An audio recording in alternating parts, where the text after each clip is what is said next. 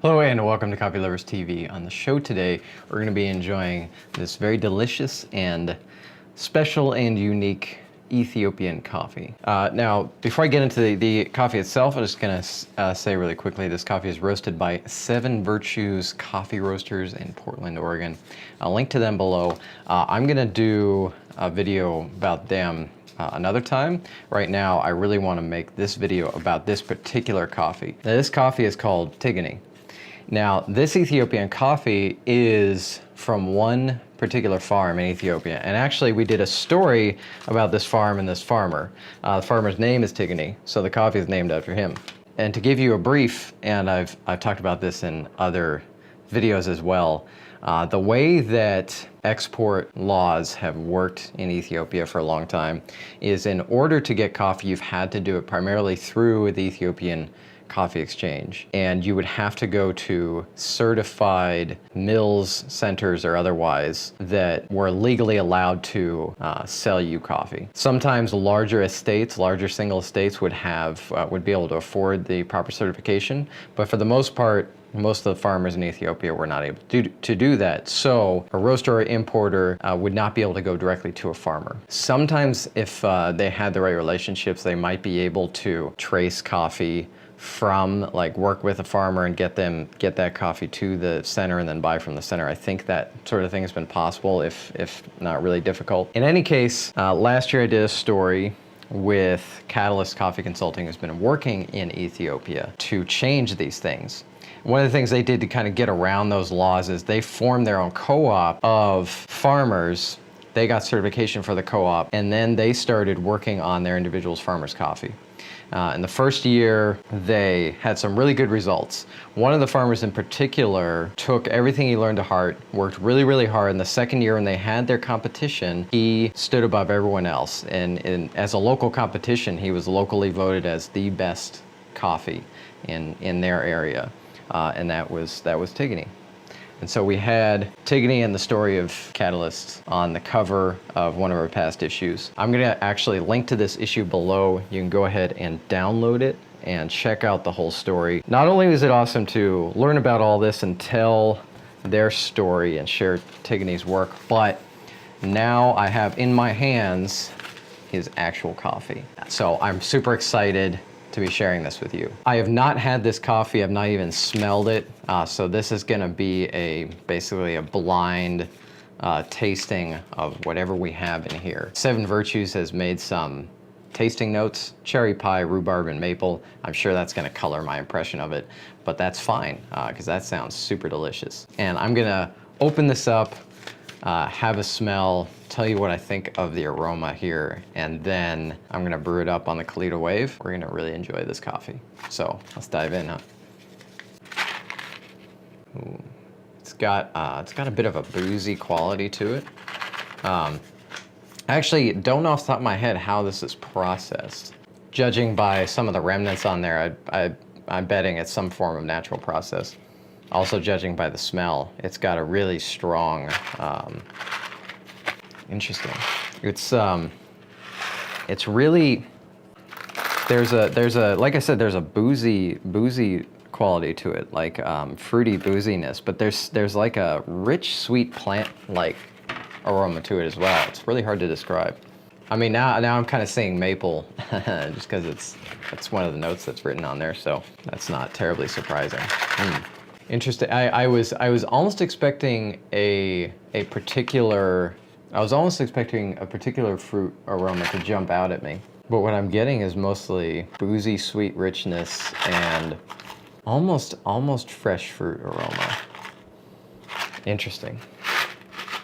All right. Well, peaches. Gosh, I almost get peach aroma on there. Okay. I could keep smelling this for a long time. I am going to brew this on the Kalita Wave and then come back to you. We're gonna have a taste and enjoy. I have to say, there is something about the aroma of this coffee that's really hard to describe. Actually, I was gonna say I feel like my nose feels the same way as when I smell like really good maple syrup. It doesn't smell like maple syrup, it just has that kind of thick, syrupy smell. But now it smells like pie, and my goodness, the complexity of the aroma is this is really hard to communicate. I'll go with pie. I mean, I know it says cherry pie on there. It doesn't really smell like cherries, but I can smell the sugary fruitness of it, and the baked sugar, the maple sugar, brown sugar, honey. Goodness. I don't know if you can even like picture what it is that I'm smelling here. It certainly doesn't smell like most Ethiopian coffees I've ever had. And actually it's quite reminiscent of the Yemen coffees. It has that kind of like dense sugary aroma. First sip. So I wrote about this project, this farmer. We featured him in the magazine. Looked at actually getting some of the coffee myself. I was thinking, let's have this in the Coffee Lovers box. It didn't really financially work out for me. That's a challenge to buy a lot of green coffee. Oh, that's wow. There are the cherries. Didn't smell them on the roast. Didn't smell them in the brew. But that's like the first thing I taste. It tastes like fresh red cherry. Now I see why they say cherry pie. But it's more like fresh red cherries, and then there's other things in there too. Like I feel like fresh red cherries on top of a pie. Like the cherries are more like fruit sweetness, and then there's also this baked, like it's a maple scone, and I'm eating cherries alongside that. That's kind of what it tastes like. Because there's multiple things going on here. Wow. There's a little bit of roastiness in there. I feel like I'm tasting something that's from the roasting process that I maybe would rather not have in there. I'm not sure. This coffee also needs to cool a little bit. Or I'd like it to cool a little bit so I can taste it as it changes. But that first sip was like fresh red cherries. There's not really a brightness on this coffee. That's interesting. As I'm thinking about this now, there isn't really a bright acidity. That could be due to the roast. It looked like it was definitely a medium roast, maybe a little bit deeper medium. I noticed a couple of the beans looked a little darker, so it's definitely more roasting imparted on this. But I'm not picking up, like, there's no citrus. There's no citrus on this. This is a much deeper, richer coffee, and I don't know if that's because of the way it's roasted. This is the only way I've had this coffee, so it's kind of hard to look at it and say that it's the roast or the coffee. There is definitely the cherry fruit on it is the lighter element of it, and that feels like that could be something that would be much brighter. I'm just gonna drink all of it, whatever. Would be much brighter if it was a lighter roasted coffee. I think. Very smooth. It's interesting, there are some obvious flavors to it, but it's also coming off as a coffee where if you just drank it straight, you'd get like simple, little bit of cherry, baked sweetness, and then it would just be gone. Like I think to really get what I'm getting at, you kind of have to sit down, slow down, and think about it a little bit. I feel like there are some layers to unpack. And that's an interesting thing. It's a good thing, I think. Yeah, there's this one aspect to it. It's almost carbon. It's not quite coming off that way. There's something that I'm reacting negatively to, and it's subtle, and it's kind of like on the back of my tongue, but it's a bit lingering. So I don't know if that's part of the roast or if that's something from the coffee itself. It's not taking away from the fantastic parts of this, I can say, for sure. Maybe that's what they were noting as maple, because maple kind of has that little edge to it. That it doesn't come off as maple to me, if that's what that is. And in fact, I'm not sure I get maple at all on the taste. Maybe a little bit. Maybe that's what. Well, no, I take that back. Because then when I think about that layer of there's the cherry fruit and then there's the There's the baked pastry sweetness. The pastry tastes like it's like a maple pastry. Yeah, like a maple. No, maybe not a maple scone. Maybe a maple. You know, it's almost like a maple donut. It's almost like cherries and maple donut because it's more sweeter than a scone, I think.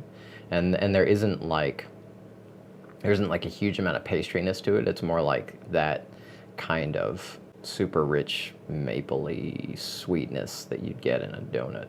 Maple donut, maybe. Or maybe it is a maple scone. Interesting. Some of that stuff clarifies on the aftertaste too, actually, as I sit here and kind of just think about the flavors lingering on the tongue.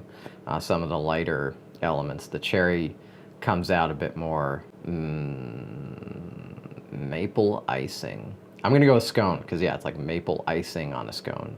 I could see cherry pie too, but usually my experience in a cherry pie is the cherries end up much sweeter, and this is more like a uncooked, like a fresh red cherry to me taste. Okay. There's the rhubarb. That just kind of popped up out of nowhere. I was about to wrap it up, and then all of a sudden I tasted rhubarb. Came out of nowhere there. All right. Really interesting. So, not too many bright notes.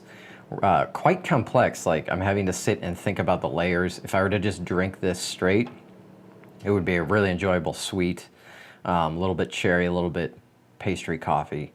But I think a lot of that interesting nuance would fly by if I didn't slow down and think about it. If I had this in the dark, I would be hard pressed to pinpoint it as an Ethiopian coffee, I think. I don't know. That's really hard to tell because I know exactly what it is. And I have had some Ethiopian coffees like this. Obviously, I've had Yemen coffees that have similar traits, that more dense sugariness. And but I've had coffees like this other places too. Colombia, even Guatemala, some of the ones I've had recently. Costa Rica. It's really fun. So that's been Tegene's coffee from Ethiopia. Coffee's named after him. Again, I'm going to link to the issue below. Go ahead, click the link. You can just download the issue and read all about this story. Really, really cool story. Really happy to share it. Really awesome to get his coffee here. I'm kind of sitting here baffled at the path of that kind of happenstance of things to learn about something like that, see it progress. And then this man and his people who have made fantastic coffee, it's come all the way over here. It's been roasted, and I happen to be able to be in the right place at the right time to receive just enough of it to really enjoy it and share it with you. Pretty good time to be alive. If you have any questions, as always, please leave them in the comments below. Always happy to talk coffee. Thank you so much for watching. I'll see you in the next one.